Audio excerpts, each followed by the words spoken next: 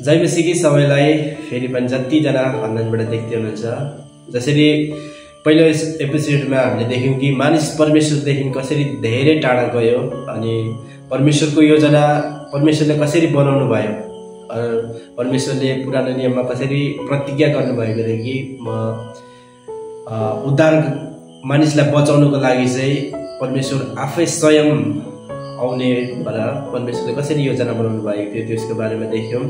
अनि आजको एपिसोडमा चाहिँ हामी देख्नेछौँ यीशु मसीहको जन्म कसरी भयो है। बाइबलमा क्लियरली पवित्र धर्मशास्त्रले बताउँछ कि यीशु मसीह चाहिँ एउटा स्त्री र पुरुषको जस्तो हामी जस्तो एक सम्बन्ध, एक स्त्री र पुरुषको सम्बन्धबाट हैन, तर प्रभु यीशु मसीह चाहिँ पवित्र आत्माद्वारा गर्भधारण मरियमको जब मग्नी योसेफको साथ भएको हुन्छ त्यो समयमा चाहिँ मरियम चाहिँ त्यो भन्दा पहिला पवित्र आत्माद्वारा गर्भधारण हुन्छन् अनि ऊ गर्भधारण भएको थाहा पाएर योसेफले चाहिँ उनलाई गोप्य रूपमा त्याग्ने इच्छा गरिरहेको हुन्छन्। तर जब योसेफलाई परमेश्वरले स्वयं पवित्र आत्माद्वारा उनलाई बताउँछन् कि योसेफ त नडरा, किनभने जुन पनि तैँले पाउन रहेछ त्यो चाहिँ पवित्र आत्माद्वारा पाउनु भएको। यसो गरेर योसेफले त्यो बच्चालाई एक्सेप्ट गर्छ र स्वीकार्छ। त्यो स्वीकारेर चाहिँ परमेश्वरले जुन पनि योजना बनाउनु भएको थियो त्यो चाहिँ पहिलो प्रोफेसी चाहिँ पुरा हुँदै हुन्थ्यो। जसरी परमेश्वरले ओल्ड टेस्टामेन्टमा पुरा भन्नुभएको थियो कि पुरानो नियममा भन्नुभएको थियो कि म यशायाको पुस्तकमा चाहिँ शान्तिको राजकुमार आउनेछ र उनले चाहिँ तिमीहरू सबैलाई बचाउनेछ। त्यसरी नै नयाँ नियममा जब पनि यीशु मसीहको जन्म हुन्छ, जन्म हुँदै गर्दाखेरि एक सामान्य तरिकाले भएन, उहाँको एक अचम्म तरिकाले भएको थियो। अनि साथै उहाँको बाल्यकाल जब पनि यीशु मसीह जन्म हुनुभयो त्यो समयमा पनि उहाँलाई धेरै सतावट हुन्छ।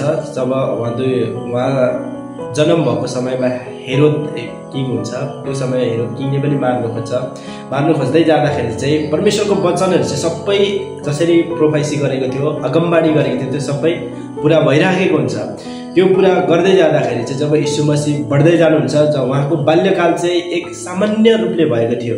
जब पनि यीशु मसीह जन्मनु भयो त्यो समयमा चाहिँ उहाँको घर परिवार चाहिँ एक नाजुक अवस्थामा थियो। नाजुक अवस्थामा घर परिवारमा जन्मनु भयो अनि उहाँको बाल्यकाल पनि त्यसरी नै बित्दै गयो। जब यीशु मसीहको सेवाकाई मिनिस्ट्री लाइफमा हेर्छौँ भने उहाँ 30 वर्षदेखि उहाँले मिनिस्ट्री गाई प्रोबब्ली लगभग 30 वर्षदेखि चाहिँ उहाँले आफ्नो सेवाकाई क्षेत्रमा आउनुभयो। जब उहाँ सेवाकाईको क्षेत्रमा आउँदै गर्दा पहिला उहाँले बप्तिस्मा लिनुभयो। बप्तिस्मा लिएर चाहिँ उहाँले सेवाकाई गर्नुभयो, उपवासमा जानुभयो। उपवासमा जाँदा शैतानद्वारा परीक्षित हुनुभयो अनि परमेश्वरले उहाँको सेवाकाई सुरु गर्नुभयो।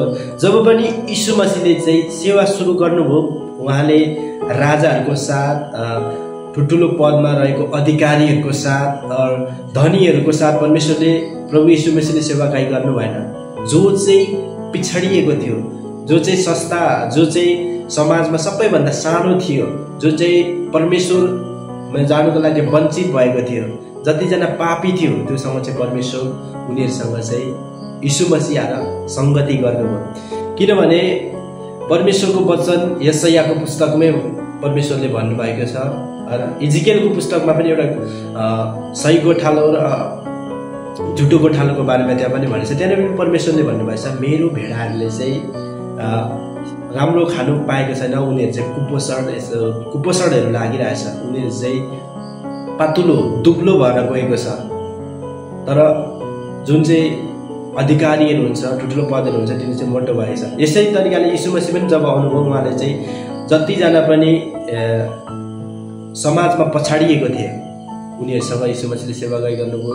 जब यीशु मसीहको सेवाकाई 3.5 वर्षको थियो, उहाँले 3.5 वर्षको सेवाकाई गर्दाखेरि उहाँले जहिले पनि जतिजना पछाडिएको व्यक्तिहरू छ उहीसँग बस्नुभयो।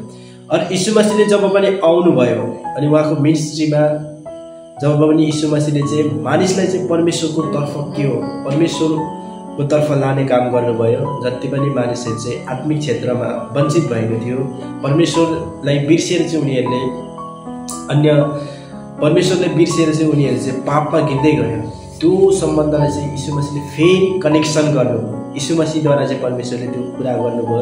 अनि जब पनि यहुदीहरूले, विशेष गरी यो यहुदीहरूको झुन्डमा हामी देख्न सक्छौँ, यहुदीहरूले जब पनि यीशु मसीहको विषयमा देखे, यीशु मसीहलाई चाहिँ म परमेश्वरको पुत्र भनेर यीशु मसीहले जब पनि मेन्सन गर्नुभयो, तब त्यो गर्दै गर्दाखेरि चाहिँ यहुदीहरूले चाहिँ भन्नु लाग्यो यसले चाहिँ परमेश्वरसँग कम्पेयर गर्दैछ भनेर चाहिँ उनीहरू चाहिँ धेरै क्रोधित हुन्छ।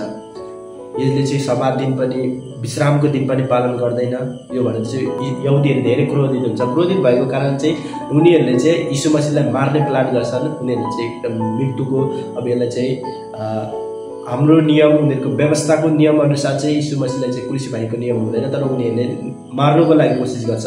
अनि उनीहरूले यीशु मसीहलाई पकडेर चाहिँ उनीहरूको नियम विद्वान अनुसार उनीहरूको सिनाहरीमा लान्छन्, सिनागोग भन्छ नेपालीमा। उता लगेर चाहिँ उनीहरूको नियममा कसैलाई पनि मृत्युदण्डको सजाय हुँदैन।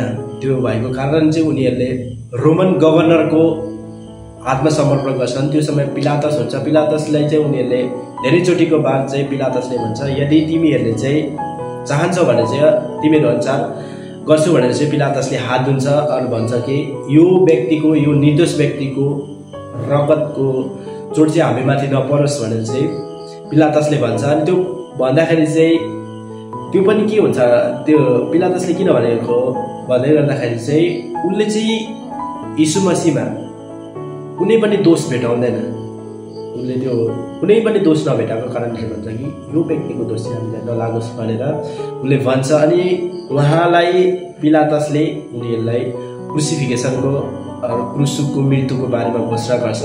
अनि त्यो घोषणा गर्दै गर्दाखेरि चाहिँ उनीहरूलाई त्यो घोषणा दिएपछि यहुदी जातिहरूले चाहिँ यीशु मसीहलाई लगेर चाहिँ क्रुसमा झुन्डाउँछ। क्रुसमा झुन्डाइसकेपछि चाहिँ उनीहरूले यीशु मसीहको मृत्यु हुन्छ। मृत्यु भएपछि उनीहरू यीशु मसीहलाई गाडिन्छ। गाडिनेको 3 दिन बाद फेरि यीशु मसीह पुनरुत्थान हुनुहुन्छ। किनभने परमेश्वरको वचनले अगाडि भनेको हुन्छ, दाउदको मुखद्वारा पवित्र आत्माले पहिले भन्नुभएको थियो पवित्र जनको हड्डी, मेरो जनको हड्डी चाहिँ कुहिने छैन भनेर। त्यही वचन पुरा भएर चाहिँ यीशु मसीहको जीवनमा 3 दिनको बाद बौरी उठ्नुहुन्छ। अनि उहाँ बौरी उठेर पुनरुत्थान भएर चाहिँ फेरि चेलाहरूको जीवनमा देखा पर्नुहुन्छ। उहाँ चेलाहरूसँग 40 दिन रहनुहुन्छ। 40 दिन उहाँले फेरि परमेश्वर रहनुहुन्छ यीशु मसीह 40 दिन। अनि 40 दिनको बाद 40 दिनपछि यीशु मसीह स्वर्गकरण हुनुहुन्छ। र स्वर्गकरण जब परमेश्वर जानुहुन्छ त्यो समयमा परमेश्वरले चाहिँ चेलाहरूलाई आज्ञा दिनुहुन्छ तिमीहरू यहीँ बस भनेर। साथै साथ यीशु मसीह आफ्नो जति नै व्यवस्थाको कुरा थियो सबै कुरा पुरा भइसक्छ है। अनि जब यीशु मसीह स्वर्गकरण जानुहुन्छ त्यो समयमा धेरैजनाहरूले चाहिँ जब यीशु मसीह पुनरुत्थान हुनुहुन्छ धेरैजनाले चाहिँ विश्वास गर्दैनन् कि यो चाहिँ पुनरुत्थान हुँदैन भनेर। अनि कतिजना यहुदीहरूले पनि छलफल गरिरहेको हुन्छन् यो चाहिँ अब तिनीहरूले चाहिँ भन्छ यो फेरि पुनरुत्थान हुन्छ, फेरि जागेर उठ्छ भनेर चाहिँ उनीहरूले रोमन सिपाहीलाई पनि गर्छ।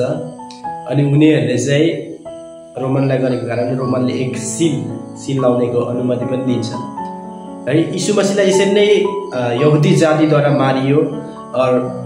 यीशु मसीहलाई यहुदीहरूले चाहिँ नचिनेको कारण चाहिँ यीशु मसीहलाई मारे, यसले चाहिँ पाप गरेको भनेर। तर यो यहुदीहरूले गरेको होइन, तर यो परमेश्वरको वचनले नै पहिले भनिसकेको थियो, त्यो कुराहरू चाहिँ पुरा हुँदै थियो।